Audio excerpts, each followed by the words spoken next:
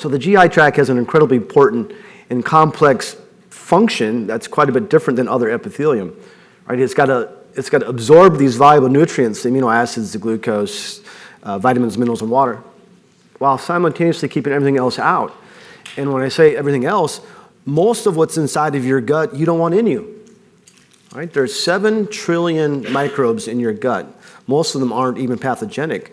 But if they get in, right? If they squeeze their way through this barrier, they're going to initiate an immune response. So most of what's in your gut, the parasites, the enzymes, the acids, the microbes, right? There's more microbes in your gut than there are cells of your body.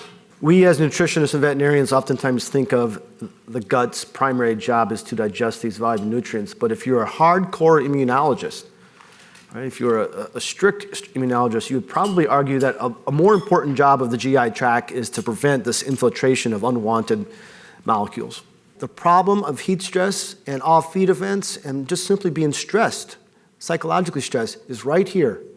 And that gut becomes permeable, you get the increase in LPS, and you get immune activation, and all the other things then are associated with just simply being sick.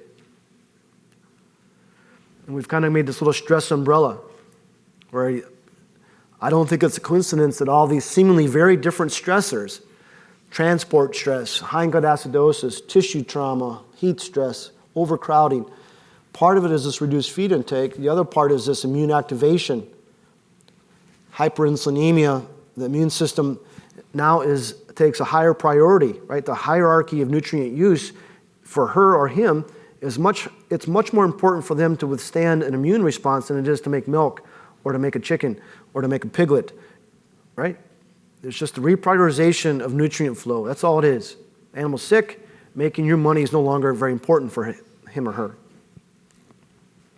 So I think this leaky gut explains a variety of things. Heat stress, off-feed events, the transition period of sows and cows, weaning, shipping, essentially anything that brings them off feed or causes psychological stress.